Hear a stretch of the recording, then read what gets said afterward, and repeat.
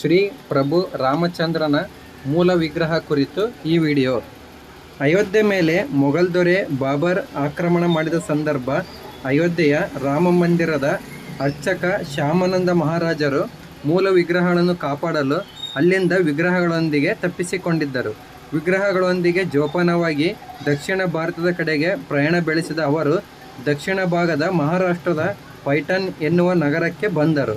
ನಂತರ ಅಲ್ಲಿನ ಅರಸ ಏಕನಾಥ ಮಹಾರಾಜ್ ಎನ್ನುವರಿಗೆ ರಾಮ, ಸೀತೆ, ಲಕ್ಷ್ಮಣ ಮೂರ್ತಿಗಳನ್ನು ಹಸ್ತಾಂತರಿಸಿ ಪೂಜಿಸಲು ಸೂಚಿಸಿದರು ಎಂದು ಹೇಳುತ್ತದೆ ಇತಿಹಾಸ. ಏಕನಾಥ ಮಹಾರಾಜರವರು ದತ್ತಾತ್ರೇಯ ಆಧಾರಕರಾಗಿದ್ದು ರಾಮನ ಮೂರ್ತಿಯನ್ನು ಹೇಗೆ ಪೂಜಿಸಲಿ ಎಂದು ಕೇಳಿದಾಗ ಮುಂದೆ ಸಮರ್ಥ ರಾಮದಾಸ್ ಅವರಿಗೆ ಹಸ್ತಾಂತರಿಸಲು ಅರ್ಚಕ ಶ್ಯಾಮಾನಂದ ಮಹಾರಾಜ್ ಸೂಚಿಸಿದರು.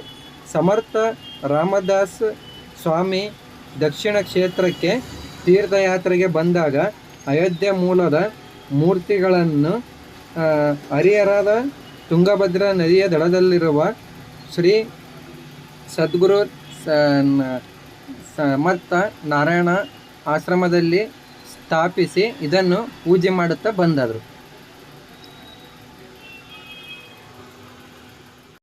ಶ್ರೀ ಪ್ರಭು ರಾಮಚಂದ್ರನ ಮೂಲ ವಿಗ್ರಹ ಕುರಿತು ಈ ವಿಡಿಯೋ. ಅಯೋಧ್ಯೆ ಮೇಲೆ ಮೊಘಲ್ ದೊರೆ ಬಾಬರ್ ಆಕ್ರಮಣ ಮಾಡಿದ ಸಂದರ್ಭ ಅಯೋಧ್ಯೆಯ ರಾಮ ಮಂದಿರದ ಅರ್ಚಕ ಶ್ಯಾಮಾನಂದ ಮಹಾರಾಜರು ಮೂಲ ವಿಗ್ರಹಗಳನ್ನು